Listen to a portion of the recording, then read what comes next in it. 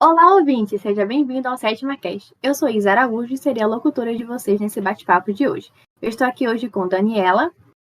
Oi, tudo bem? Eu sou Daniela Salles e estou cursando o quarto semestre de Cinema e Audiovisual, integrante da sétima. E com Tainá Maia. Olá, meus amores! Sentiram minha falta? Eu sou Tainá Maia, curso Cinema e Audiovisual. Estou também no quarto semestre e sou integrante da sétima. E no episódio de hoje vamos falar sobre igualdade de gênero dentro da indústria cinematográfica. Sabemos que, além de entretenimento e arte, o cinema é um meio muito usado para comunicar-se socialmente. Por isso, tramas e personagens sempre podem ser analisados como uma parte da nossa realidade. Em 2015, a ONU, Organização das Nações Unidas, estabeleceu os principais objetivos para serem melhorados no mundo, inclusive questões de desenvolvimento econômico, ambiental e social, nomeados de Objetivos Mundiais de Desenvolvimento Sustentável, ou ODS, que tem na sua meta prevista para 2030. Ao todo, são 17 objetivos.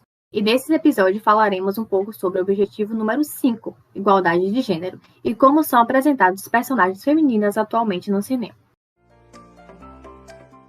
Então, meninas, vocês acham que existe uma preocupação maior com a igualdade de gênero hoje no cinema, tanto na indústria quanto na construção das próprias obras?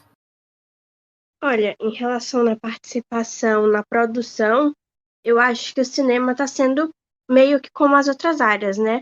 Está tendo um aumento, não suficiente nem rápido o bastante, do número de mulheres entrando e batalhando para ter sucesso, para serem ouvidas e para tudo isso.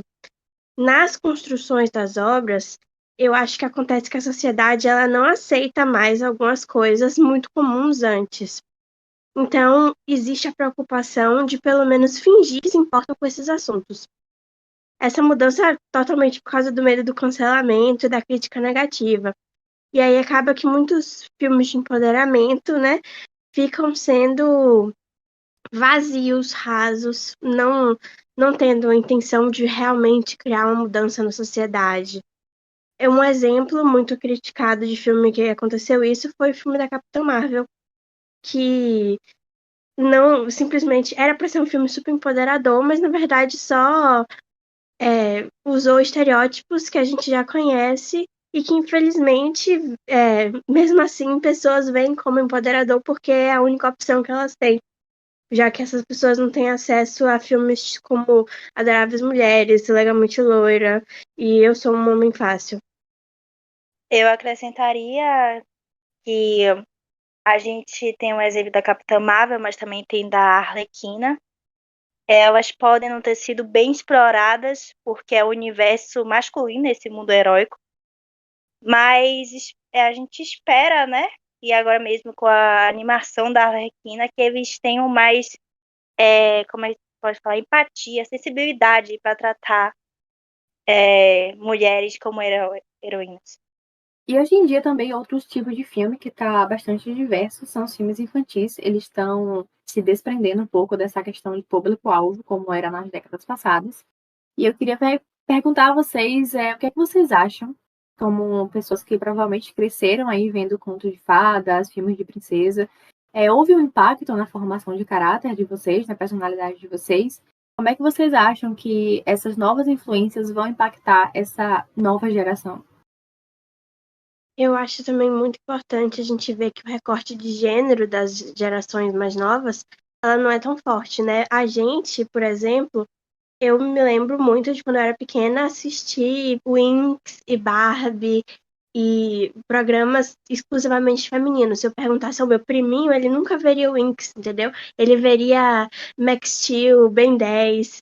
E são pequenos detalhes que influenciam muito na vida, né? Porque desde pequeno a gente já cresce com uma diferença de tópico de conversa, uma diferença de forma de agir. E agora a gente vê desenhos animados que não necessariamente têm tanto essa distinção. Ainda existe, claro, mas pelo menos estão sendo mais abrangentes, não se focando tanto em um público só. O que eu acho que vai ser incrível para a nova geração, porque vai tirar essa diferença, digamos assim, que parece tão pouca, mas na verdade faz uma diferença gigantesca na personalidade de uma pessoa, né? Desde muito pequenininho. Sobre a sua primeira pergunta, sim, nossa geração cresceu assistindo ou ouvindo determinado conto de fadas, o, o que impactou bastante na criação do caráter e personalidade, principalmente das meninas, que crescemos e ficamos na espera de um príncipe cantado no cavalo branco. E isso acabou sendo bastante prejudicial para a sua evolução de vida e gerou uma geração adepta aos finais felizes, em vez de buscá-los. Ficar esperando que ele viesse até eles. Enquanto as novas gerações pode ser que haja um certo impacto, mas não a partir da infância, já que atualmente as crianças só querem ficar 24 horas no celular. Algumas nem conhecem os clássicos dos contos de fadas, como Cinderela ou Mulan. O que pode ser um pouco preocupante, já que ficando 24 horas no celular, em vez de se interessarem por ler um livro ou pedir aos pais para ler um, para aprofundar sua criação pop cultural. E falando um pouco sobre nossas infâncias, qual personagem da infância de vocês sentiam que foi uma inspiração para esse empoderamento que vocês têm hoje? Para mim, com certeza, foi a Mulan. Por ser uma mulher que arriscou a vida por seu pai, indo para a guerra, o heroísmo e a coragem dela me inspirou e ela salvou toda a China, né? E ela, para mim, é um ícone feminista no mundo da Disney. A Mulan, com certeza, sempre foi muito importante para mim também. E a verdade é que eu não sei se eu conseguiria escolher uma só. Eu acho que entre as opções tem a Tecna de Winx, a Hermione de Harry Potter, a Kitty de X-Men sempre foi muito importante. Mas eu acho que a principal personagem da minha infância foi a Barbie, com certeza. Mas não tem como eu falar só dela, porque é como se fosse um emaranhado de várias personagens que eu tenho certeza que influenciaram muito na minha personalidade, como ela é hoje. E acrescentando aqui, me juntando a vocês, eu queria falar um pouco de uma cena que eu lembro, que eu recordo quando eu era criança, que é da personagem da Esmeralda, do Corcunda Notre Dame, quando ela grita por justiça. Eu acho que aquela cena me moldou e eu acho que impactou várias pessoas, várias mulheres, e eu acho que isso acabou definindo o caráter da gente, assim, em questão de lutar pelo que a gente quer. Com certeza aquela cena tem um impacto bastante forte. E eu queria saber de vocês se tem algum estereótipo de personagem feminina que ainda é frequentemente usado no cinema que vocês acham e esperam cair logo em desuso. O que é que vocês acham desses estereótipos, assim, no geral? Olha, tem muitos estereótipos que ainda são usados no cinema e com muita frequência. O exemplo da Capitã Marvel que eu dei antes é a cara disso. E eu sinceramente acho que não vai cair em desuso tão cedo, porque o cinema ele se acostumou a usar esses estereótipos, né? Virou muito cômodo fazer isso. E infelizmente ainda tem pessoas que veem isso como representatividade. Mas ainda bem, a quantidade de pessoas que estão vendo isso como o que é de verdade, só uma outra forma de preconceito, está aumentando bastante. Então, ao menos isso me deixa feliz, sabendo que essa é mais uma vertente da luta feminista, né, que está aumentando agora e que talvez daqui a alguns anos, uma década talvez, a gente consiga ver que esse tipo de personagem realmente sumiu do cinema ou pelo menos diminuiu drasticamente. Eu diria que, com certeza, o maior estereótipo dos filmes é a mocinha em perigo, que eu espero que saia do cinema, não devia mais existir essa questão, porque isso é antigo, isso vem de 1900 e tanto, então 1900 não, 1800, então não devia nem mais estar existindo essa questão da mocinha não poder se autossalvar, como os filmes da Disney deixam tão representadas nas princesas, que elas não podem ser autossuficientes para se salvar. Mas eu dou graças a Deus que os live actors mostram uma visão totalmente diferente dessas princesas que a gente cresceu adorando, amando. E até a Barbie, né, que ela tira totalmente essa visão que ela precisa ser salva, que ela não pode ser autossuficiente. Então, que bom que ainda tem pessoas, né, e o movimento feminista está aí, para não dizer que estou mentindo, que está ajudando, avançando para tirar esse estereótipo e esse bendito estereótipo de moça em perigo. Na verdade, esse é o mais fortemente lutado contra, digamos assim, né? E tem tantos outros, como o da diferentona, o que ela é forte como um homem, entendeu? Ela é próxima de um homem, ela se cuida sozinha. Tem o da super inteligente. São muitos estereótipos e muitos ainda passam muito despercebidos por muita gente nos filmes. Então é um assunto que com certeza está ganhando visibilidade e que precisa ganhar visibilidade e que com sorte vai acabar. Inclusive, eu gostaria de trazer uma curiosidade aqui. Existe um teste feito para o cinema, que é o teste de Bechdel, que ele traz algumas perguntas para a gente analisar o filme em si, sobre essa perspectiva de como as mulheres são dentro das obras. E a primeira pergunta é se esse filme possui duas ou mais personagens. E poucos filmes, na verdade, passam desse tópico, né, de personagens relevantes na trama. E aí a gente vai para a segunda pergunta, que é se elas conversam entre si. E a terceira pergunta, se chegar a passar dessa segunda fase, é se essa conversa é algo que não é associada a romance ou a homens no geral, ou coisas masculinas no geral.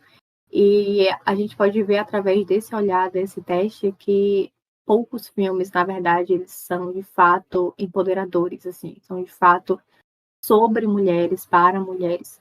E esse teste, inclusive, está bem autoexplicativo lá em uma postagem da Catártica, que são nossos parceiros aqui. E a gente gostaria de convidar vocês a participar lá também, a visualizar tanto a nossa websérie quanto a websérie da Catártica. E já que a gente está falando de indústria cinematográfica, eu queria perguntar a vocês o que é que vocês estão achando desse tema de empoderamento feminino tá tão recorrente e o que vocês acham de ser uma indústria composta por homens? E esse tema está sendo tratado principalmente por homens, né? São filmes feitos por homens para mulheres. Eu acho bastante importante a inclusão do empoderamento feminino nas produções cinematográficas, mas por estar sendo apresentada a partir de uma visão masculina, acho que acaba tirando o sentido do tema pelo fato de que o empoderamento feminino na visão de homem é uma coisa muito facial. E acaba que eles não mostram de maneira voltada à realidade do tema. Claro que eles querem ou não, em algum momento vai ser explorado de uma forma machista. E eu acho que também que essa é muito a razão do que está acontecendo aqui, né? Porque a sociedade, eu gosto muito de pensar que ela se baseia muito no audiovisual, né? O audiovisual é um jeito muito fácil de entrar na cabeça das pessoas. Então, se a maior parte das obras é feita por homens e mostrando a visão feminina, que na verdade eles não mostram, né? Que é a visão deles da visão feminina, o mundo, ele passa a ver a visão feminina daquele jeito, entendeu? É uma coisa bem preocupante e influencia a sociedade bastante. E concluindo esse tópico de indústria cinematográfica, o que as duas acham sobre o pensamento de mulheres serem cobradas de sempre fazer trabalhos em volta a essa questão de empoderamento? Porque a gente sabe que essa cobrança também ocorre em outras minorias, como, por exemplo, pessoas negras falarem sobre o movimento negro, e, inclusive, existe uma discussão sobre essas categorias nas próprias premiações, né, de cinema, de televisão, essas que são divididas, às vezes, por gênero, ou quase nunca são inclusivas, no geral. Então, mulheres são, às vezes, reduzidas a fazerem filmes, obras, séries, enfim, apenas sobre a questão feminista. O que é que vocês acham disso? Vocês concordam ou discordam? Eu acho um total absurdo só nós mulheres termos que explorar essa questão. Por mais que ela seja bastante importante, a gente valoriza e tem uma importância para a gente, né? Mas não devia ter só a ver com nós mulheres, entendeu? Devia ser, além de ser respeitada, devia ser apreciada, principalmente na área de produção cinematográfica. Os homens deveriam ter a empatia, o cuidado e o respeito de conseguir tratar sobre esse assunto de uma maneira suave, da mesma forma que eles tratam qualquer outro tipo de assunto. Sim, E é terrível que sejam sempre cobradas as mulheres as obras de militância. A arte, o audiovisual, ele devia ser sobre liberdade. Então, as realizadoras, as atrizes, elas deviam ter o direito de trabalhar com o que elas quiserem, como elas quiserem. E mesmo se fosse fazer pressão para obras militantes, porque essa pressão ela vai só nas mulheres? A luta contra o machismo ela devia ser uma luta de todos, não uma responsabilidade das mulheres. Os homens eles não são cobrados de fazer obras empoderadoras. As mulheres elas também não deviam. Não é responsabilidade das mulheres lutarem contra o machismo. É uma escolha que todo mundo devia fazer. E ninguém devia ser cobrado para fazer ela. Antes de encerrar o episódio de hoje, gostaríamos de enfatizar que o objetivo número 5 da igualdade de gênero aponta que a discriminação de gênero enfraquece todo o tecido social e desvaloriza todos nós. Ao negar os direitos às mulheres, negamos a metade da população uma chance de viver uma vida com plenitude. Igualdade política, econômica e social para as mulheres beneficiará a todos. Juntos podemos erradicar o preconceito e trabalhar por direitos iguais e respeito a todos. Eu acho que vocês falaram muito bem e eu concordo com bastante o que vocês falaram aqui. E eu acho que a gente pode encerrar o bate-papo de hoje. Esse foi o nosso episódio. Eu agradeço bastante a presença aqui dos nossos convidados, Daniela e Tainá. De nada, foi um prazer. Obrigada por me receber. E agradecemos também a nossos queridos ouvintes e nos vemos nos próximos episódios. Tchau, tchau!